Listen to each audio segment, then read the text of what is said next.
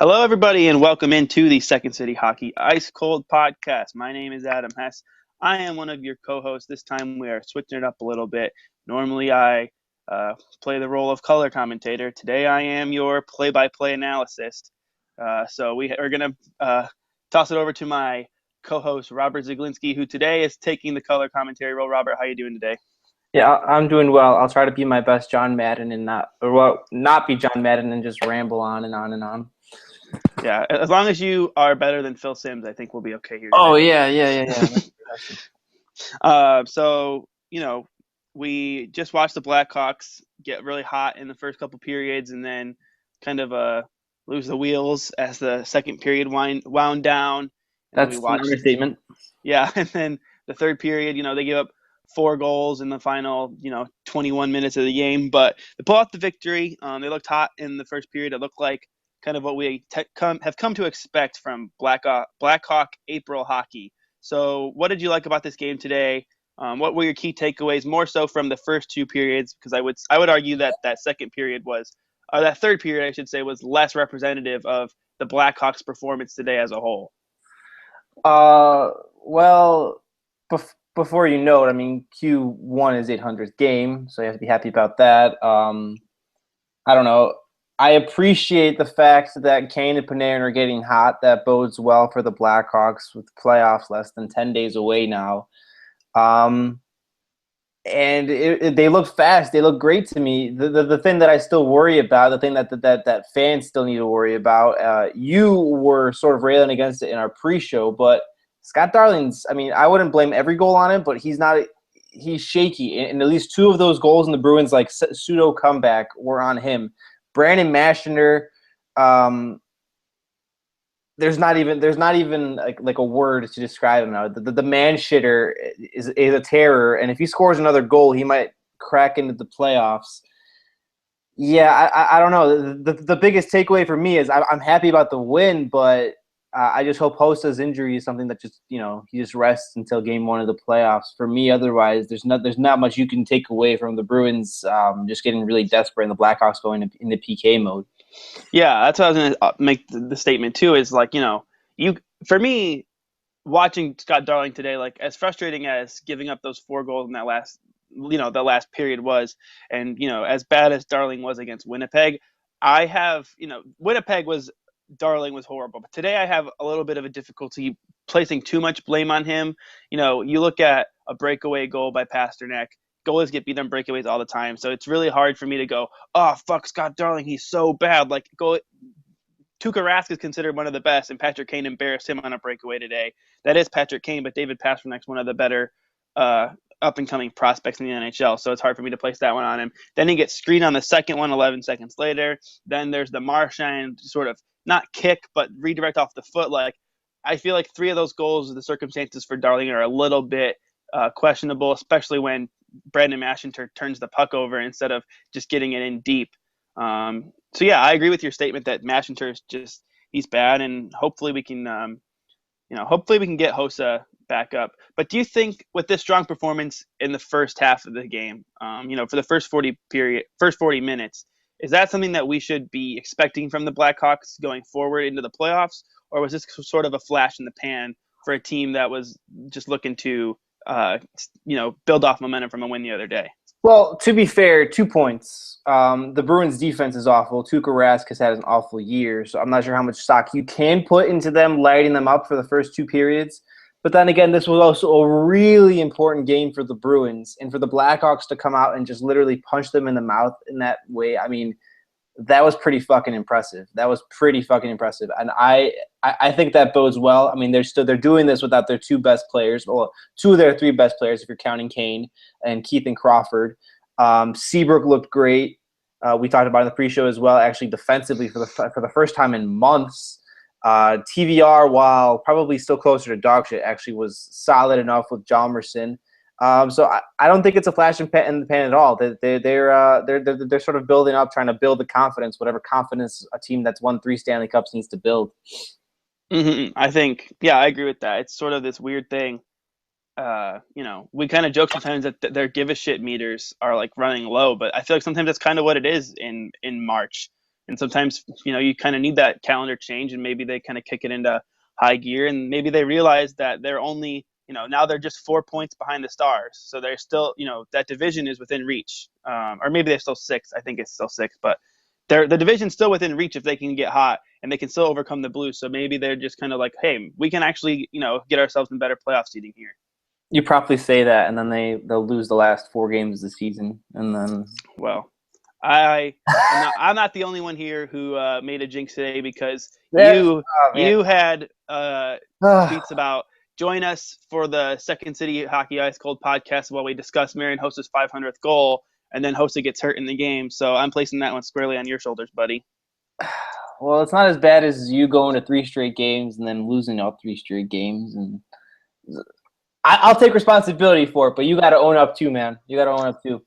Okay. All right. Well, I'll own up then. So let's talk a little bit about Artemi Panarin and Patrick Kane, 2 guys that are just red hot right now to start April. Panarin in his last 2 games in April has 8 points, back-to-back 4-point games. Kane with a hat trick today eclipses the 100-point milestone for the first time in his career, and he has 5 points in these past 2 games. What's been going well for them? And like what have you seen watching these games? What's been different in their performance in these past couple of games? Because Panarin didn't have 8 points in all of March. So what's kind of clicked for those 2 these past couple of games?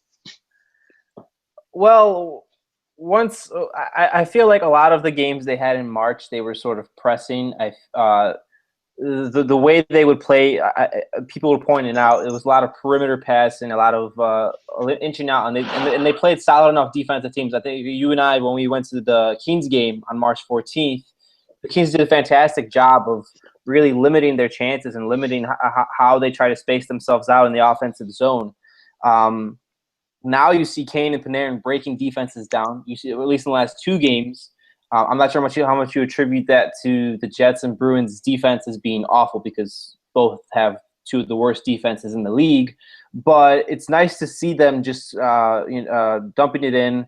Well, not dumping it in, rather skating it in, having control of the puck, and you're seeing that innate chemistry that both of them had in December and January. I mean, I don't think anything's changed. I just think that maybe the competition's getting better, maybe they're turning it up. It's tough to say.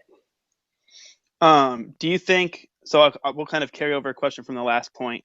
Do you think that this is something that we will continue to see from them as the playoffs go in? Like, that was becoming a concern, was that they were kind of leveling off. Do you think that this is sort of a statement from them that, hey, we're still 2 of the best players in this league, and we're going to get hot and we're going to tear shit up in the playoffs?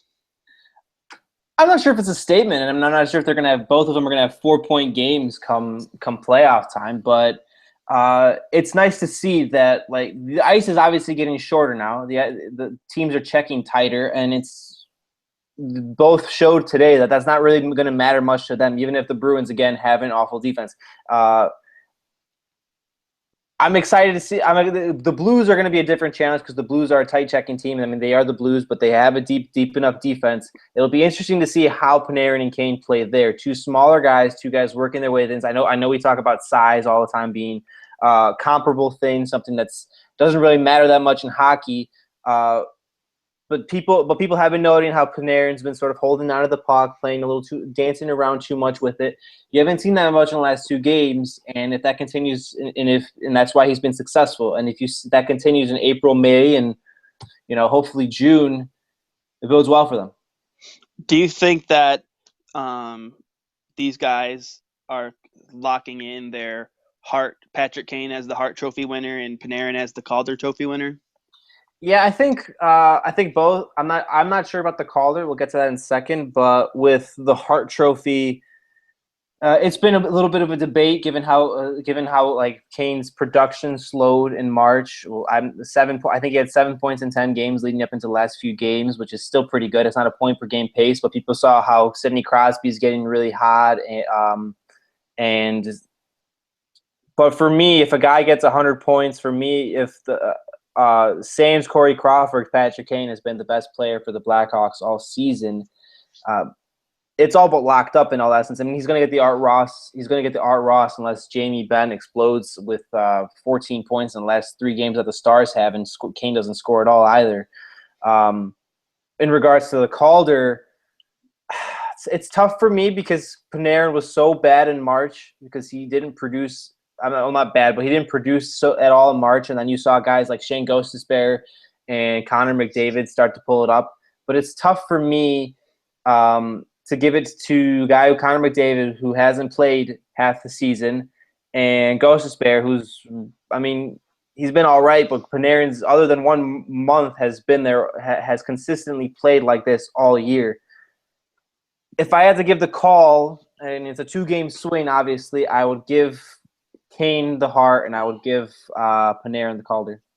So on your theoretical ballot at the end of the year, let's play PHWA member. Do you have Patrick Kane as your number 1 Hart Trophy winner and Panarin as your number 1 Calder Trophy winner? Yeah, I don't see it happening. Anything else happening unless McDavid goes on like a 20-point swing in the last 2 games that the others have, which is obviously something that'll never happen. That's something completely. If Panarin's going to have the Calder's locked up. I hate to agree with Mike Milbury and Keith Jones, but yeah, it's over. It's over at this point. Yeah, I think I agree, especially about the agreeing with Milbury and Jones. Panarin now with these 8 points in these last 2 games, he's now at 70 for the year, or 71, I believe, and he is now in sole possession of 10th place for scorers in the NHL, which means if the year finishes out like it is, he will trigger his Schedule B bonus to get a $1.7 million bonus and raise his salary cap to hit to like 3.5 for the year, and that will carry over to next year. How much are we concerned about that? I saw you tweeting today saying, "Oh, slow down, don't score." Is this a huge concern for us, or are we thinking, it's really not a big deal, and the Hawks should be able to work their way around that? Well, it's tough for me. It is a huge concern because while the Hawks have proven to be able to work the cap and do cap gymnastics, it's a $1.7 million bonus, and I know that Panarin is worth much more than he's being paid right now. I'm not sure offhand. I'm not sure what his salary is right now. I think it's like $750,000, $800,000. But I know he's worth much more than that. But ideally, for a team that's so tight to the cap, you want to be paying your younger players as low as possible, and it's a huge concern. For me, there would be nothing more enjoyable than Blake Wheeler, Ante Kopitar, whoever else is in front of him going on a hot streak. I think you're against. I saw that you were really against it, or like that is sort of a lacking concern for you, because if he gets his bonus, he gets his bonus. But that won't work for the Blackhawks. That might work for another team, but for a team that's already inching up on the ceiling, I'm a little antsy about it. Yeah, I mean, I can agree with you. My point with, if a guy earns his bonus, he earns his bonus, is that, it's in his contract, so he obviously is entitled to it if he gets there. And, the Blackhawks, like you said, have kind of proven to be able to work around the salary cap. And, you assume that, just look at, for example, the fact that Andrew Shaw does not have a contract for next year.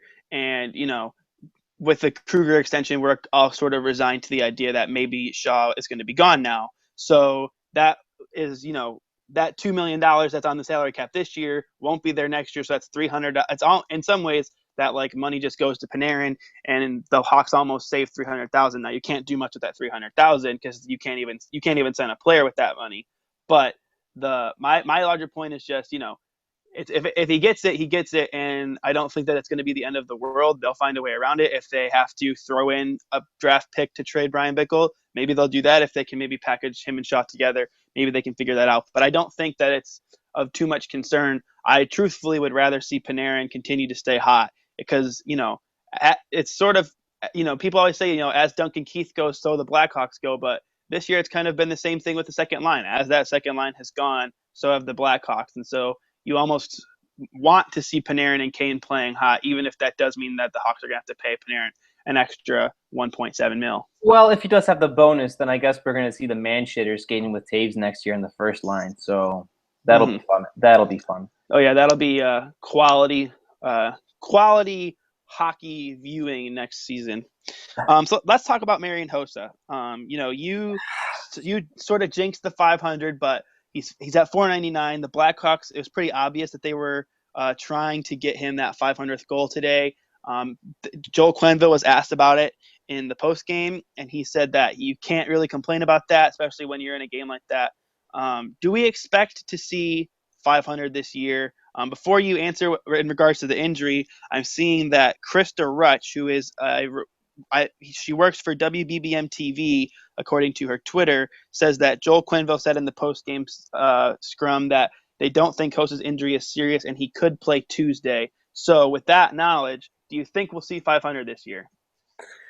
I think we'll see it because the Coyotes don't have another team with an awful defense, and I think that as soon as he gets 500, they are sitting him for the rest of the season because it has thoroughly scared the shit out of them.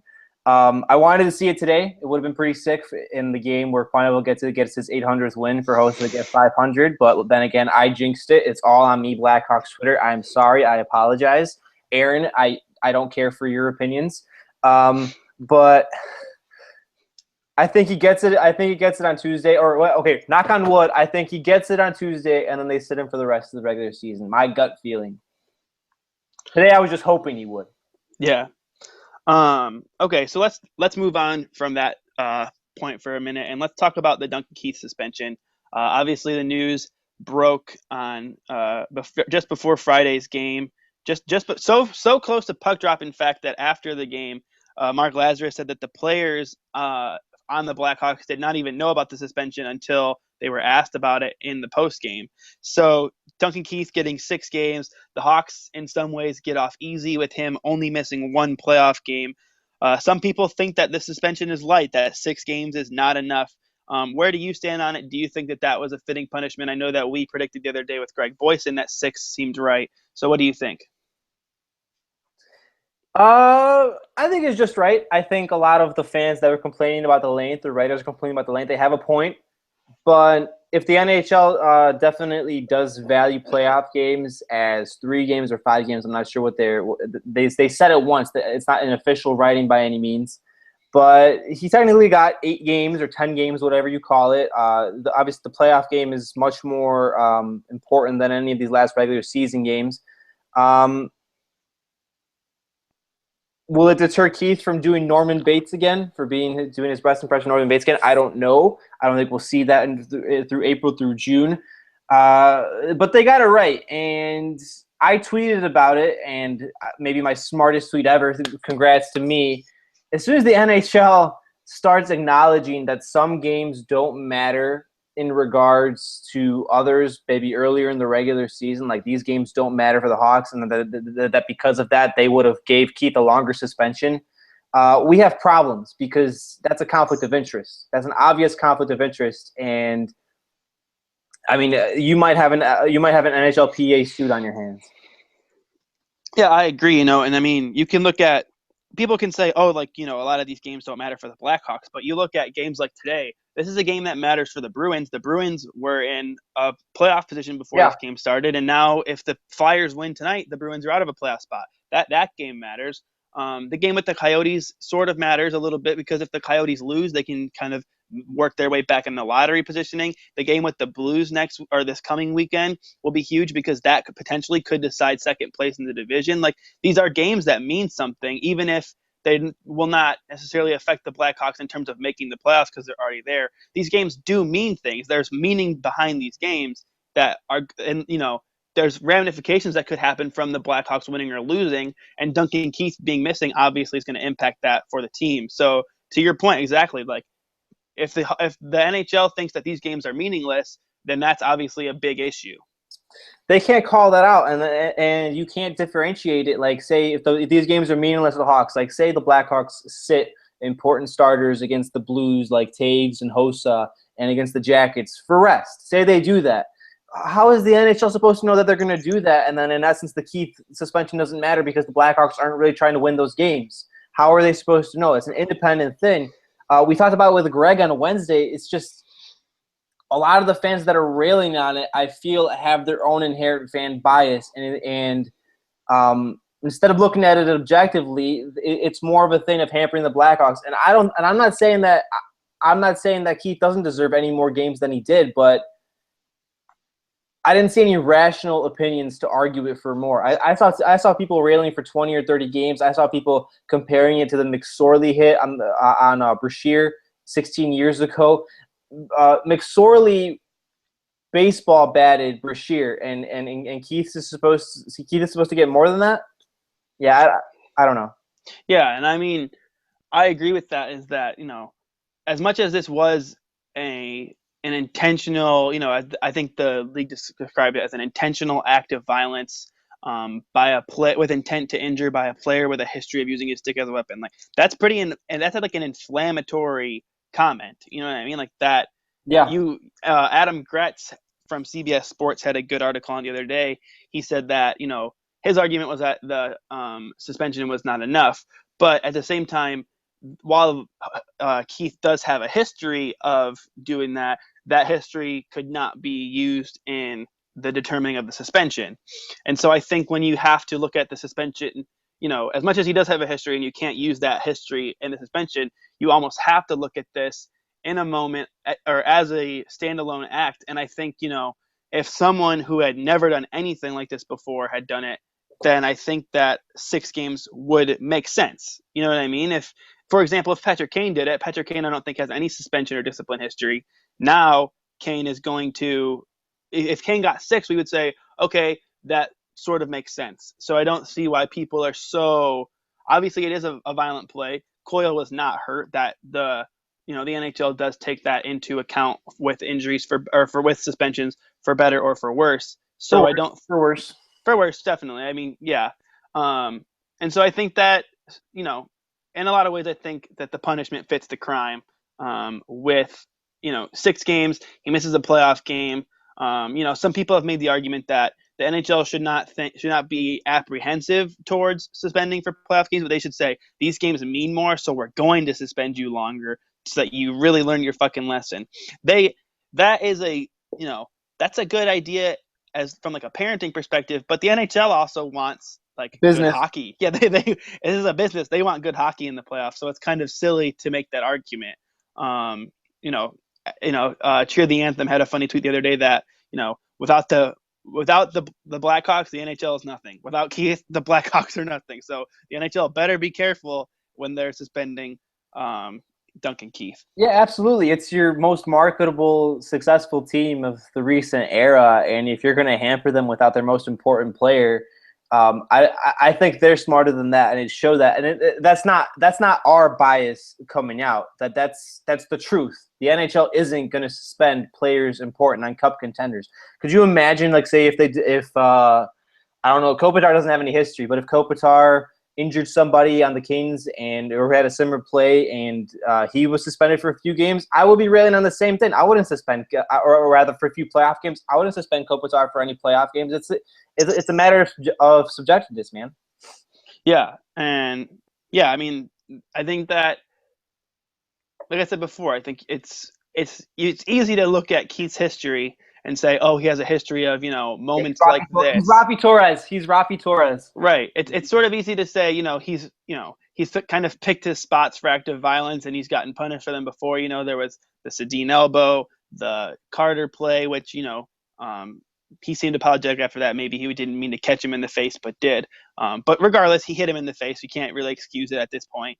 But just with those things not being able to be brought into effect by the NHL, 6 games just makes sense. And, I think it makes sense that the NHL, as strong as they were and as sort of, harsh with their wording as they were, they were definitely, I just think that it's a fitting penalty suspension for Keith to miss 6 games, especially in, I like to think, if the game happened, if it had happened today in this Bruins game, and he still would have got 6 games. Yeah, absolutely. And then it's just a matter of the timing, so people can say, oh, he only misses 1 playoff game, but like, I don't think that they would have said, oh, it happened with 2 games left. Okay, a 2-game suspension. Like, no, because that, like, they know that would have been bullshit.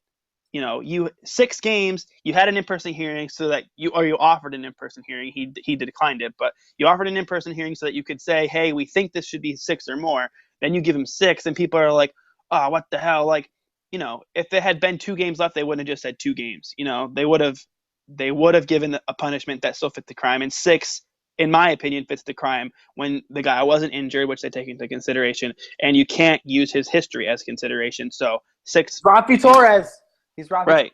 I love the idea that people are sort of using this to retcon Duncan Keith as a dirty player. And like, oh, he's such a dirty player. I saw Dmitry Filipovich, who is normally very good. I like him a lot. But he tweeted the other day, the number of meaningful games that Keith will miss is the same amount of meaningful seconds that he will think before doing something like that again. Like, that's the kind of statement you make about a player that is a dirty player and has like a consistent history. It's been 3 years since Keith did anything like this.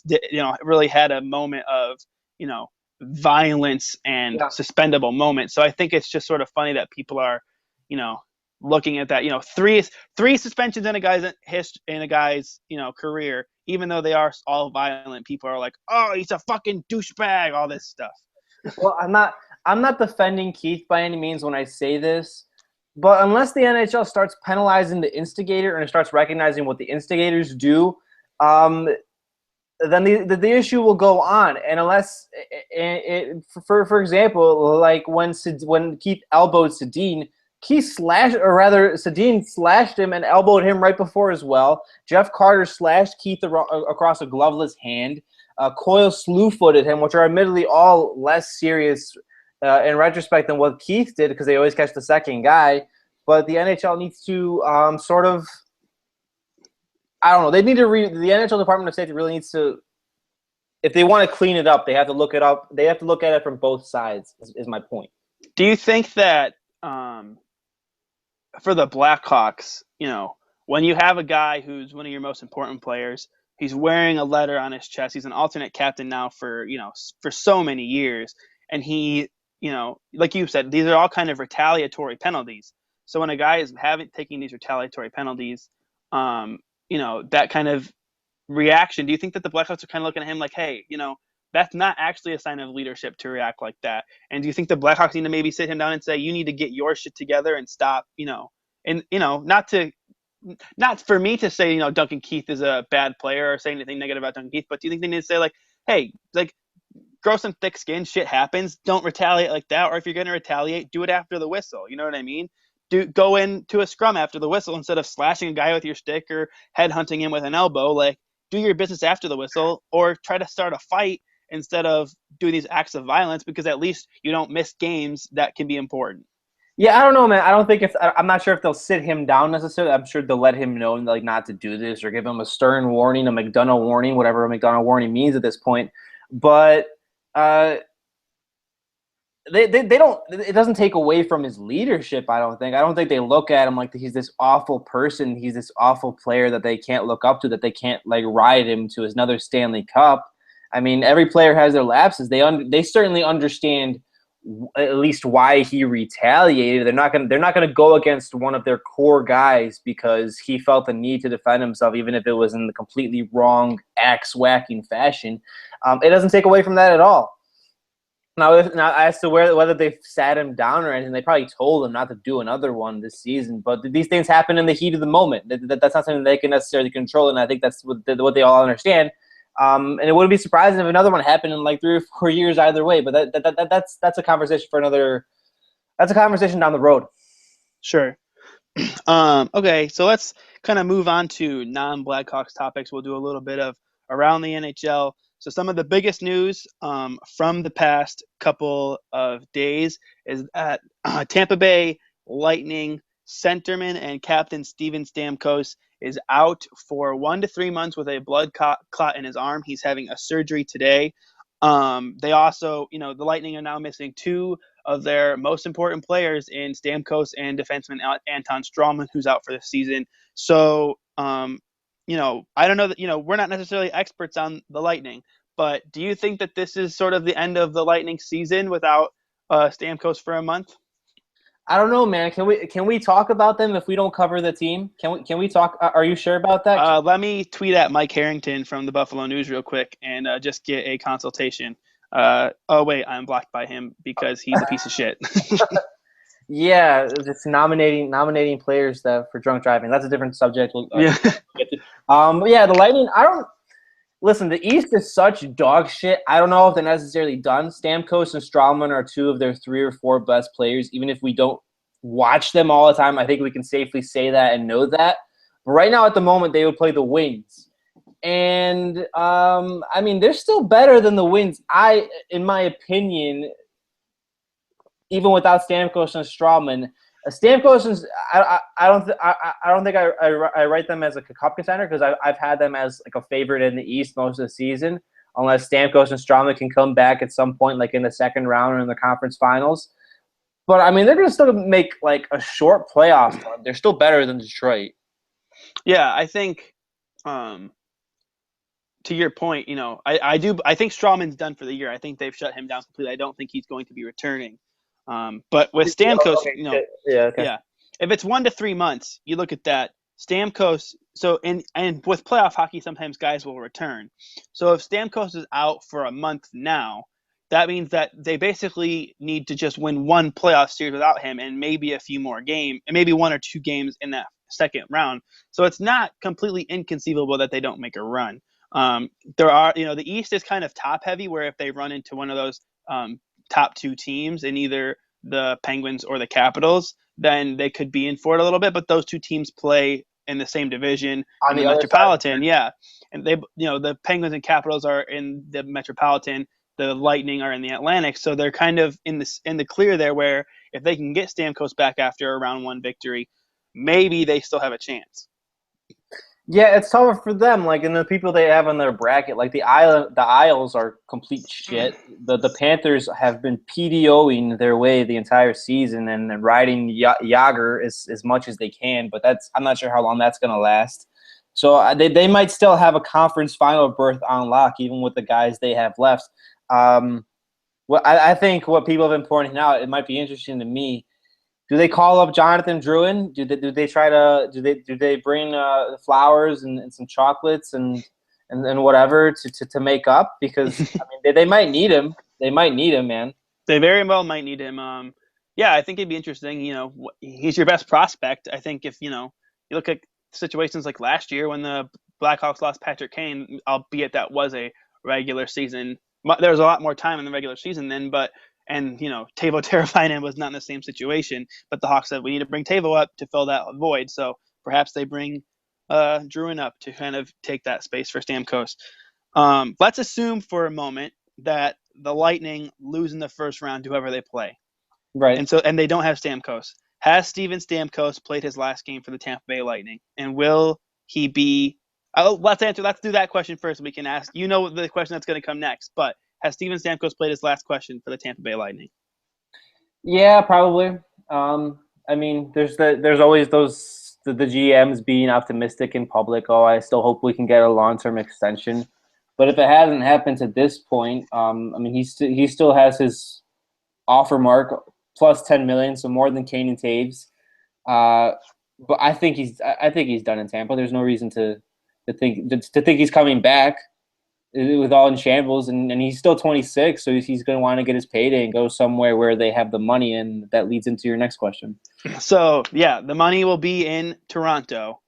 Do you think he's going to be a Maple Leaf, or do you think he'll sign somewhere else? The money could also be in Montreal. The money could be in Carolina. The money could be in Arizona.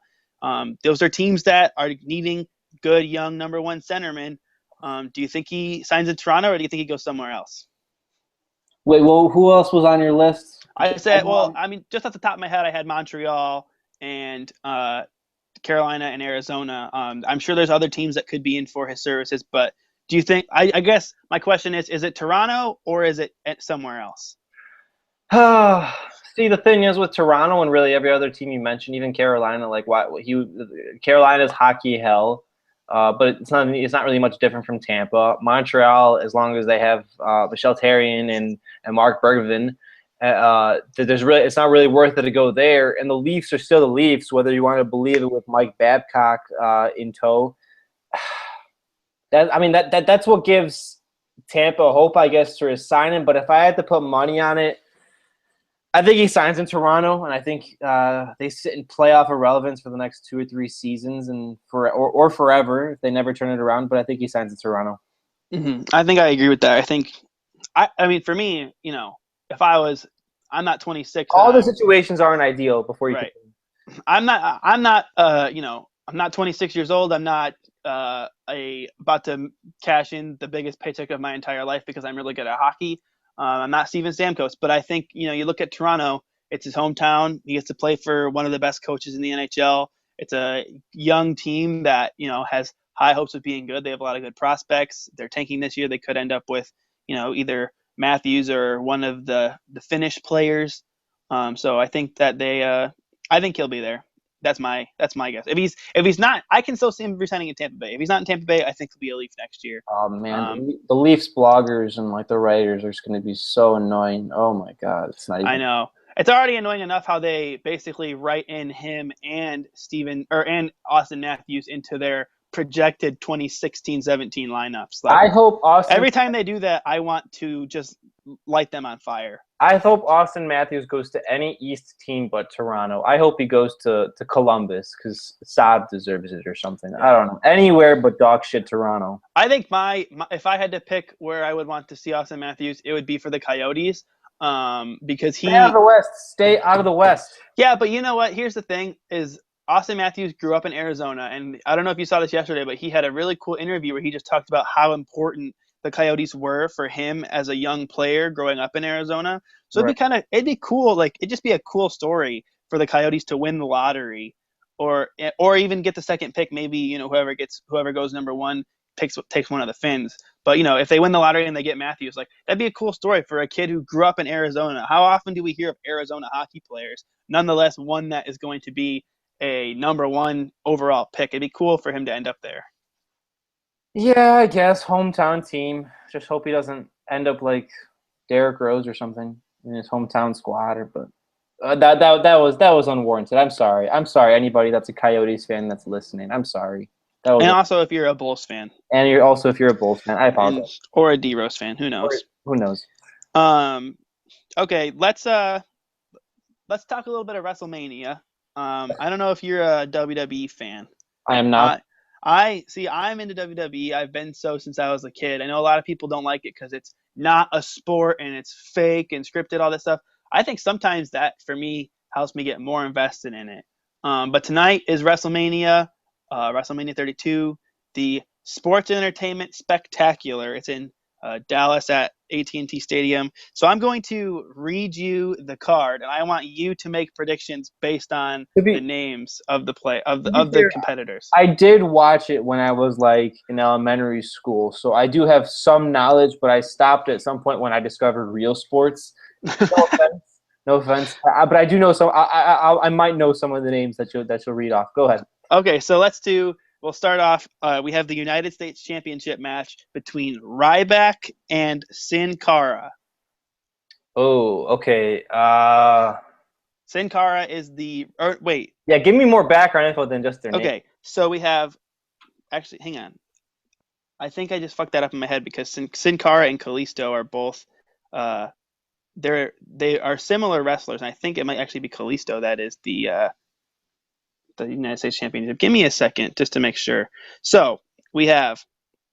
We'll do that match in a second because I'm trying to pull this up. But let's start at the top. WWE Championship match between Triple H, who's probably a name you know, and Roman Reigns. Who you got?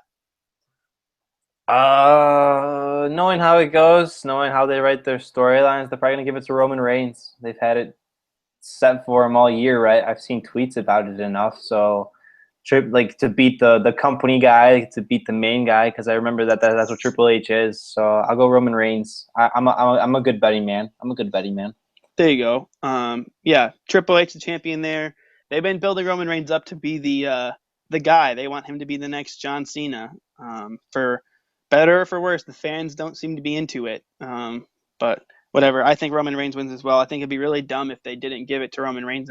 They've been setting this all up for Roman Reigns to win the WWE Championship at WrestleMania. It'd be really stupid not to give him the championship at WrestleMania.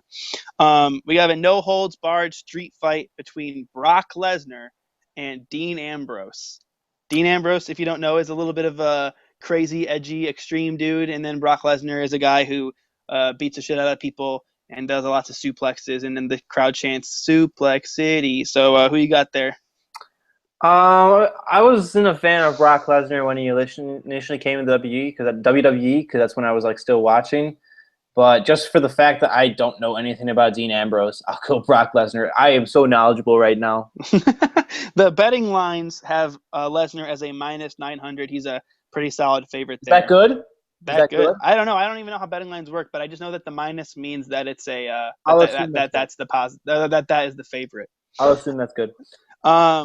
So here we go. We have the Hell in a Cell match between Shane McMahon, who is the son of WWE owner Vince McMahon, and he's going up against The Undertaker. And if Shane McMahon wins this Hell in a Cell match, he basically gains control of WWE, at least in storyline.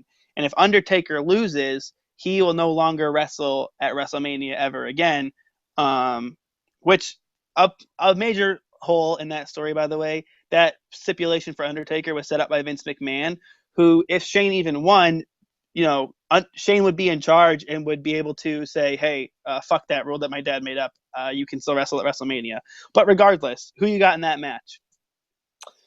Wait, hold up. The son of the WWE chairman is wrestling now since he's always been a wrestler, dude. He's been wrestling since a long time. He used to wrestle with his dad, right? But he's always been a performer with the company, and he used to do tag team matches with his dad. He's pretty good too. I think he's like 45 now or something like that. But he is still athletic. He on Monday Night Raw last week, he jumped from the ring onto the announce table, which is probably like a 10-foot gap, and dropped an elbow on the Undertaker and broke the announce table. That's pretty badass. I don't even think I could do that, and I'm half his age. He's pretty good. I'm seeing the GIF or GIF, whatever, right now. Okay, I don't know. Undertaker was one of my favorites, and I think a lot of the reasons I was pushed away from wrestling is because I hated a lot of the stupid storylines. So I'll go Undertaker. I always liked him, no matter how cheesy his whole like undead shit is. Mm-hmm. Okay, we have the Divas Championship, which is the women's division. We have the champion Charlotte, who is the daughter of Ric Flair, up against Sasha Banks, up against Becky Lynch. If you are not familiar with WWE, I guarantee you don't know any of those names. So just pick one. Wait, but you said Charlotte, daughter of Ric Flair. They're gonna have the daughter of Ric Flair win, and that'd be fucking awesome. Charlotte. She's the current champion too, so I guess the betting favorites have her as the favorite. She'll win. She'll absolutely win. That's awesome. I'm gonna pick Sasha Banks there. I think she's the most fun. Oh, I forgot to make my picks on the other two. I'm gonna go with Dean Ambrose against Lesnar, and I think Shane McMahon will beat the Undertaker. But I think Sasha Banks will win this triple threat Divas match for the championship. Next up, right. You're more knowledgeable. Next up, we have the League of Nations versus the New Day. You probably don't know who any of these people are, but League of Nations has guys like Alberto Del Rio, Rusev, Bad News Barry, Eddie Guerrero, and Sheamus. No, Eddie Guerrero. Oh gosh, rest in peace. I just kissed my hand and pointed up to the sky, ladies and gentlemen. And then we have the New Day, which is Big E, Kofi Kingston, and Xavier Woods, and they are lots of fun, and they call people booty. And they have a cereal that you can literally buy in stores called Bootios. That's the League of Nations or the New Day? That's the New Day. The New Day is awesome. The League of Nations sucked. So who are you picking? Oh, God. I'm going to go against League of Nations. The New Day sounds incredibly fucking cheesy. Definitely going to go League of Nations. Oh, they just have a better name, man. The New Day is so fun. They dance down to the ring, and they have this little trombone. They call people booty and have their own cereal. Conversation over. They dance to the ring, and they have a trombone, and they play it in like 3 parts, and they get people to chant "New Day Rocks." Without context, you're making this sound incredibly lame. I'm going League of Nations. Okay, then we have a 7-man ladder match. See, this is where I got confused earlier because I knew. Okay, in my head, I I don't pay a lot of attention. I'm not a big fan of Sin Cara and Kalisto, who are the Lucha Dragons. They're a tag team, and Sin Cara and Kalisto are both in minor championship matches tonight. Sin Cara is for the ladder, is in the 6-man ladder match for the Intercontinental Championship, and then Kalisto is the United States champion currently, and he's facing Ryback. So let's pick that championship match. We have Ryback and Kalisto. Ryback is a big Goldberg-looking dude. They literally dress him like Goldberg. He's just big and buff and mean, and no one really likes wrestling him. And then we have Kalisto, who is like a little Mexican dude who does a lot of cool stunts and high-flying stuff, and he's the champion. Who you got?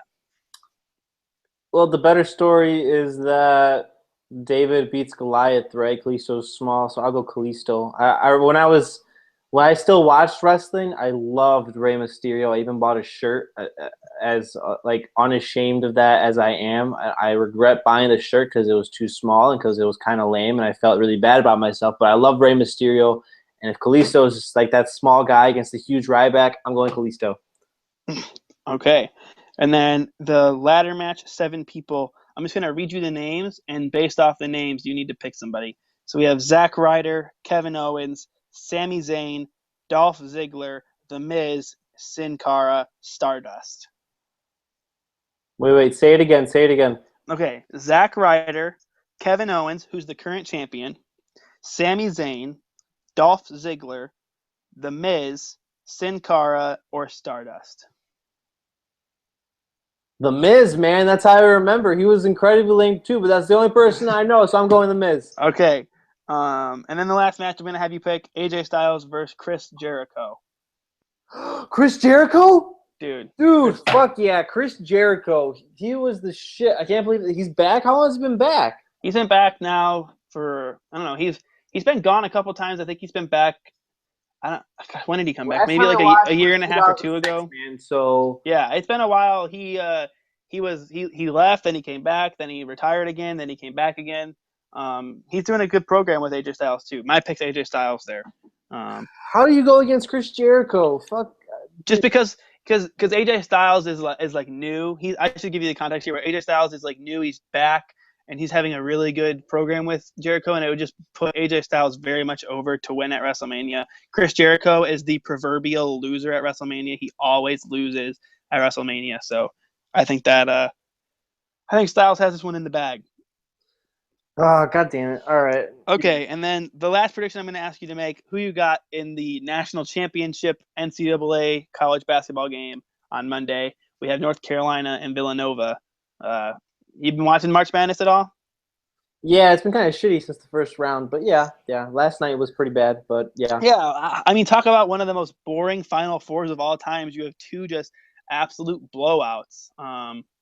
Oklahoma, Buddy Hield kind of disappeared on them, and then Syracuse just was not in the same league as North Carolina. Yeah, I didn't see anybody crying Jordan Buddy Hield, but as far as wow, that's a missed opportunity right there. That is a missed opportunity. I didn't see it. I would have RT'd it right away. But tomorrow night, I mean, I guess I'll be watching, even though it's probably gonna be another blowout. I'm gonna throw up the V. Villanova get their first title since the '80s. They look pretty ridiculous right now.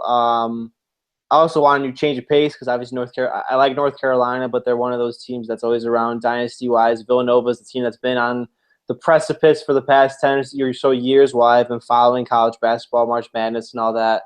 And they eviscerated a really good Oklahoma team, a really good offensive Oklahoma team that has more. I'm going to get all analytical basketball-wise now. Oklahoma is more complete offensively than North Carolina is. North Carolina can't make threes. Oklahoma is good inside and out, and Villanova is excellent defensively. I'm not sure how North Carolina necessarily counters that. North Carolina has size. They have the bigger players in the post. They can work with that more, but I just think it's Villanova's year. They've looked great. They've decimated every single top competition they've played. They've blown out 3 top 10 teams in 3 consecutive games at them. From the regular season, so I got to throw up the V. Yeah, I think I like Villanova there too. I'm not a college basketball connoisseur. We only watch in March. Yeah. We only watch in March. I'm a Kentucky fan, and I watch Kentucky You're basketball. a fucking Kentucky fan? We're not gonna do this, but I'm a Kentucky fan, Are so you I serious? only watch Kentucky basketball during the regular season, and then March Madness, I'm always like, Kentucky, Kentucky, Kentucky, and then I pick Kentucky to win, and then I just fill out the rest of the bracket as bullshit. Hold on. Why the fuck? You're a Kentucky fan? You're not even from Kentucky. You didn't go to Kentucky. I will explain why I'm a Kentucky fan, okay? I'm not from Kentucky. You are correct. But my dad's brother, so my uncle, his family lives in Louisville, and my cousin Andrew, who is like 8 years older than me, or maybe even more than that. Gosh, I don't even know. He's older than me though, and he was a Kentucky fan growing up, and he was a Kentucky fan like in spite of his parents, who were both Louisville fans living in the area.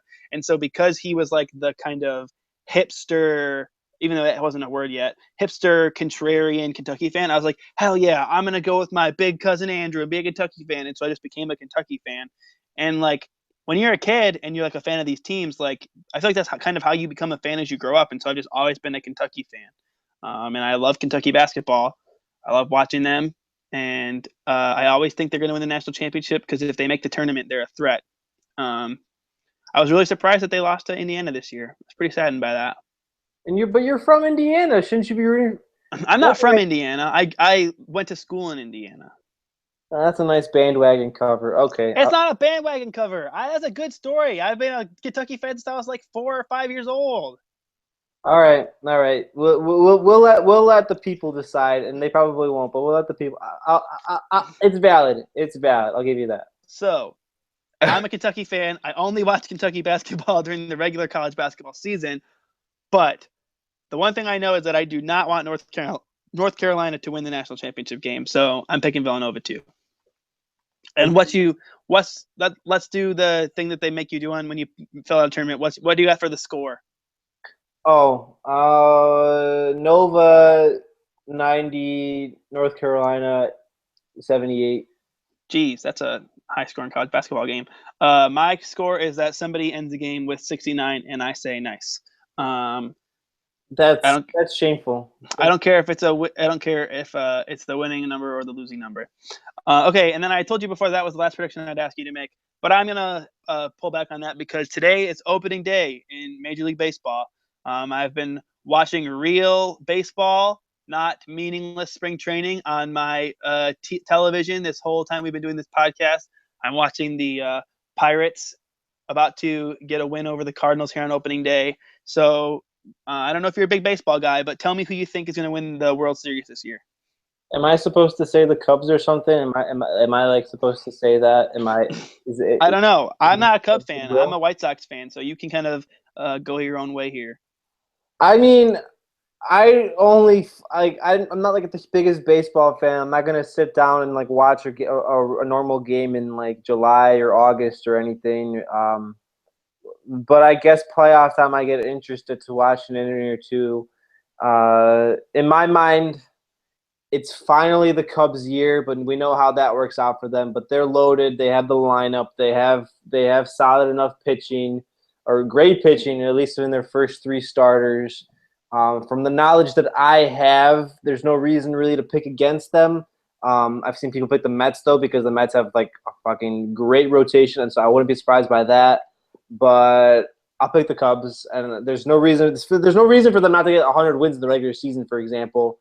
And they're the favorite.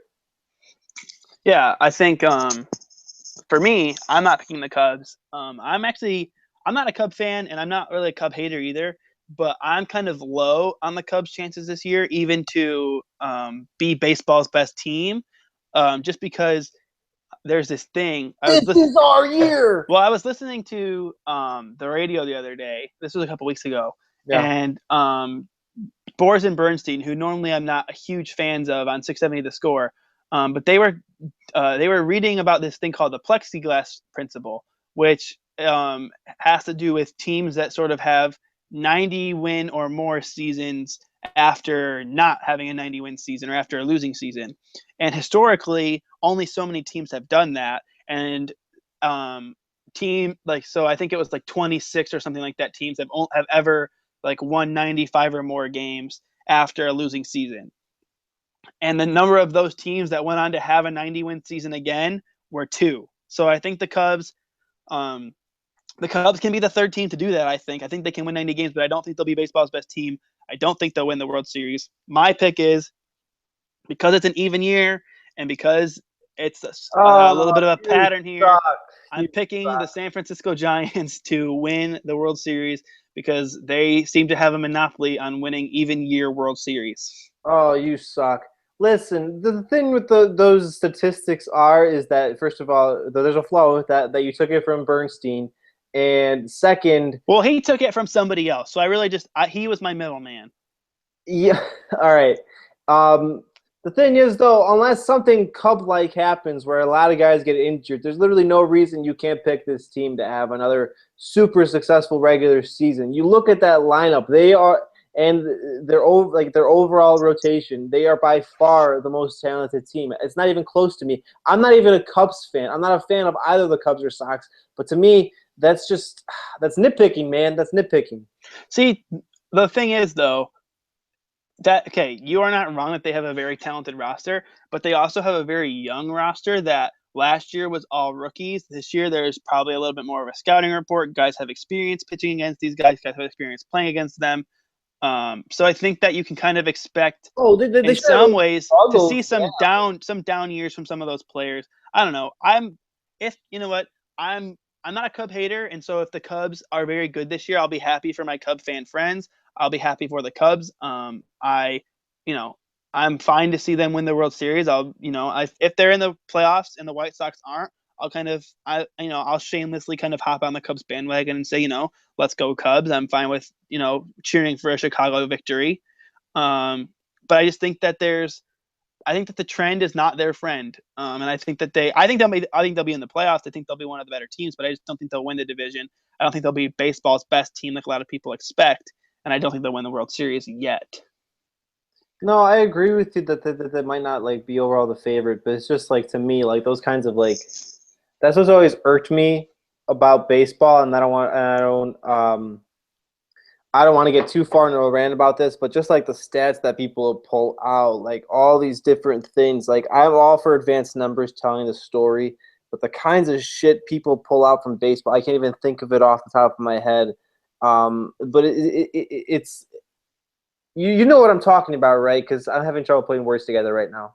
Yeah, I get what you mean. I think baseball is one of the sports that kind of led the advanced stance movement, in terms of digging in. And then dove too deep.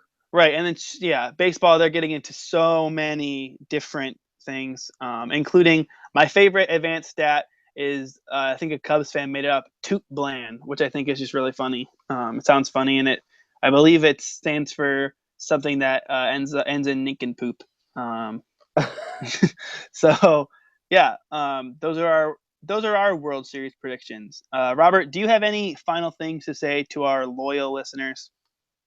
No, just thanks for listening, guys. Really appreciate it. Rate and subscribe us on iTunes and on Stitcher as well. We'll probably have our full playoff preview next Sunday, but at this point, enjoy WrestleMania, enjoy baseball. We're not haters. We're not haters by any means. Enjoy what you like, and we really appreciate you listening, guys.